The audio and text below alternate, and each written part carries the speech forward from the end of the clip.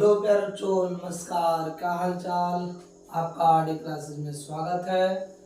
प्यारे बच्चों, मैं आज प्यारे बच्चों धनात्मक विचलन विलयन क्या है इसको आप धनात्मक का मतलब ज्यादा, मतलब विलयन का जो वाष्प दाब हो, विलयन में जो उसका वाष्प दाब हो वो राउल्ट के नियम के वाष्प दाब से क्या हो, ज्यादा।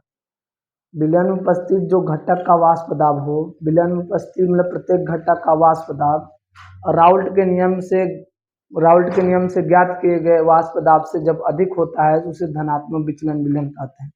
अब अधिक कब होगा, आप सोचिए। वाष्प जब विलयन बनाना है, जब दोनों को आपस में मिलाएंगे तो उसका वाष्प दाब बढ़ जाना चाहिए।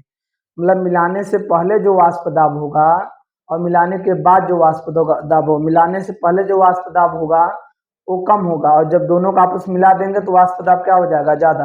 वाष्प दाब ज्यादा का मतलब क्या, उनके बीच में जो आकर्षण है वो घट जाएगा, तभी तो उड़ेंगे ज्यादा तेज। जब अणुओं के बीच में आकर्षण कम होगा तभी तो वाष्पित होंगे, जल्दी जल्दी अणु बाहर निकलेंगे। भाई जब बांड कमजोर रहेगा तुरंत वो टूट के बाहर निकलने लगेगा। यदि बांड मजबूत रहेगा तो जल्दी बाहर निकलेगा नहीं निकलेगा। जब उन दोनों को नहीं मिला रहे हैं और जब मिला रहे हैं तो फर्क क्या है। जब नहीं मिला रहे हैं तब उनका वाष्प दाब ज्यादा है, जब अरे कम है। जब दोनों को मिला दिया जा रहा है तो वाष्प दाब बढ़ जा रहा है। इसका मतलब मिलाने से पहले वाष्प दाब वाष्प दाब कम है, मिलाने से पहले वाष्प दाब क्या है, कम है।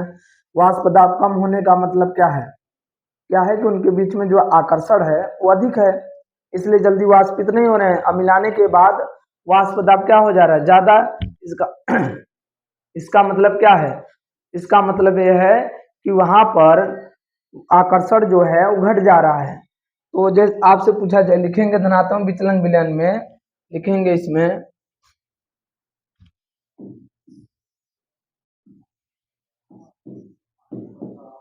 विलयन में उपस्थित प्रत्येक घटक का वाष्प दाब, विलयन में उपस्थित प्रत्येक घटक का वाष्प दाब राउल्ट के नियम से, विलयन में उपस्थित प्रत्येक घटक का वाष्प दाब राउल्ट राउल्ट के नियम से राउल्ट के नियम से राउल्ट के नियम से ज्ञात किए गए वाष्प दाब से अधिक होता है, अधिक होता है। तो बच्चों राउल्ट के नियम से धनात्मक विचलन, धनात्मक का मतलब ज्यादा होना चाहिए। विलयन में उपस्थित प्रत्येक घटक का वाष्प दाब राउल्ट के नियम से ज्ञात किए गए वाष्प दाब से अधिक होता है। मतलब राउल्ट के नियम से जो वाष्प दाब ज्ञात कर रहे हैं उससे ज्यादा होगा उस विलयन में उपस्थित प्रत्येक घटक का वाष्प दाब। इसका मतलब क्या है प्यारे बच्चों कि जैसे पात्र में हम क्या किए हैं, एक बर्तन में, सिर्फ एक बर्तन में हम लोग प्यारे बच्चों एक अणु है और इस बर्तन में क्या है, इस बर्तन में आपके प्यारे बच्चों बी के अणु हैं। जब दोनों का आपस में मिला देंगे तो इसमें कौन से अणु पाए जाएंगे, इसमें प्यारे बच्चों आपके हो जाएंगे ए और बी दोनों के अणु हो जाएंगे। तो प्यारे बच्चों जब मिलाने से पहले इनका वाष्प दाब जो होगा वो होगा P1 नाट, पहला द्रव है तो P1 नाट है, दूसरा का द्रव है P2 नाट। मिलाने से पहले, मिलाने के बाद जो वाष्प दाब होता है P1 होता है और P2। अब प्यारे बच्चों बताइए, मिलाने के बाद जो वाष्प दाब है वो ज्यादा है और राउल्ट के नियम से ज्ञात किए गए वाष्प दाब से क्या है, ज्यादा है। इसका मतलब यहाँ पर जो ए के बीच में जो आकर्षण होगा और बी के बीच में जो आकर्षण होगा,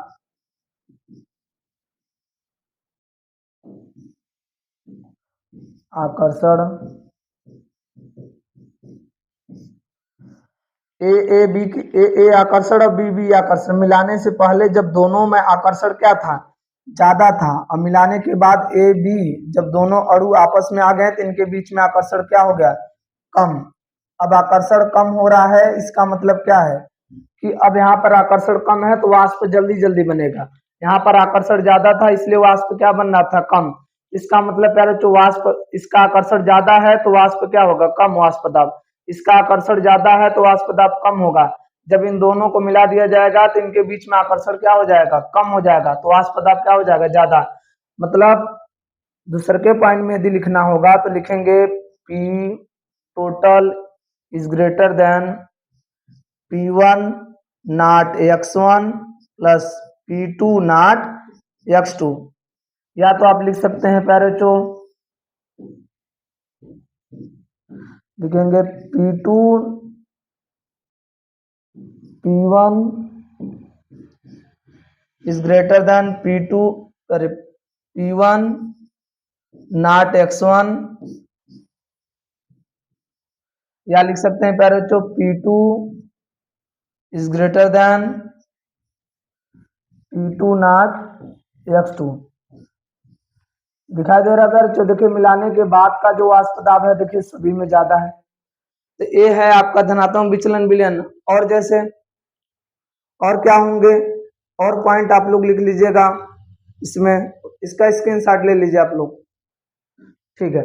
और पॉइंट क्या है इसको समझिए प्यारे बच्चों। तीसरे के पॉइंट में क्या होगा, डेल्टा भी मिक्सर कितना हो जाएगा, डेल्टा भी मिक्सर कितना हो जाएगा, ज्यादा हो जाएगा, क्या हो जाएगा, बढ़ जाएगा ना प्यारे बच्चों। चौथे पॉइंट में डेल्टा एच मिक्सर कितना हो जाएगा, इसमें मिश्रण हो जाएगा, जीरो, अधिक हो जाएगा, बढ़ जाएगा।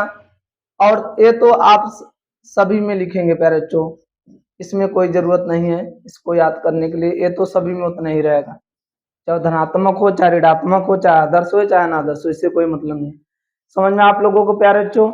अब पूछा जाएगा इसका ग्राफ, अनादर्श मतलब धनात्मक विचलन विलयन का ग्राफ। तो प्यारे बच्चों धनात्मक विचलन विलयन का ग्राफ अब सभी लोग ध्यान से देखें, तब ग्राफ और एग्जाम्पल दोनों लिखवा देते हैं। ग्राफ लिख दीजिएगा,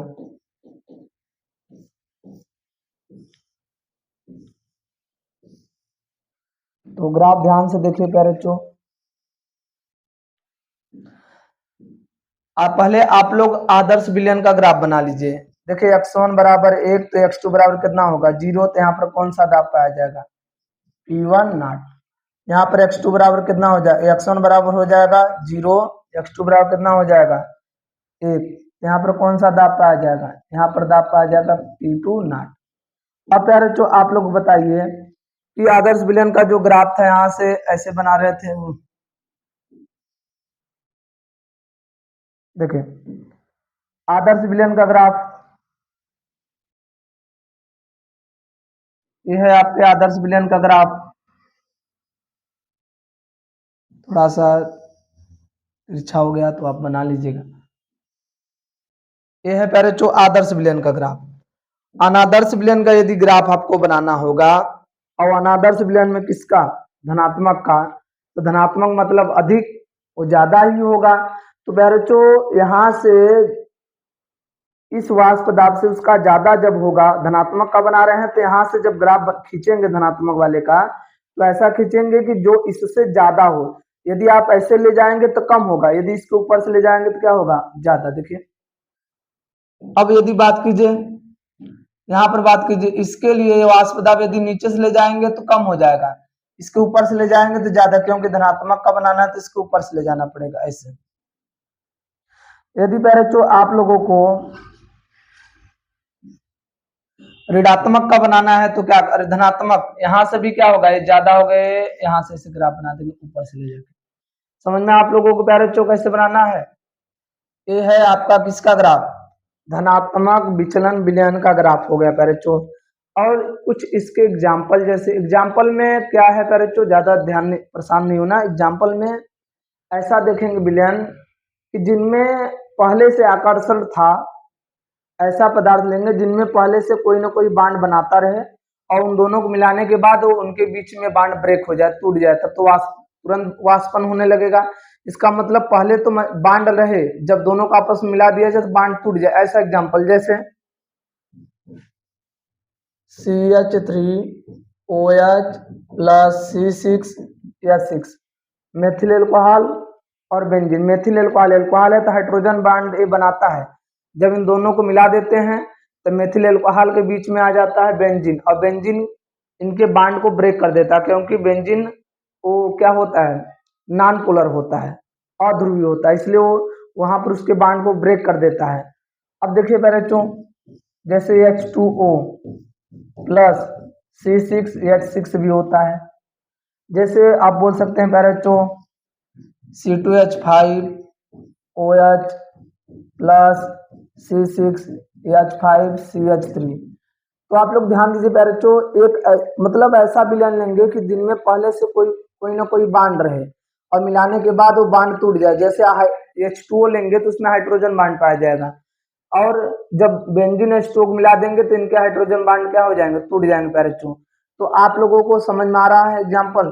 तो आप लोग क्या काम करेंगे, एग्जाम्पल इसका परिभाषा जो भी लक्षण थे सब पॉइंट में लिखवा दिया था। अब मैं आप लोगों को इसके बाद बात करूंगा बच्चों ऋणात्मक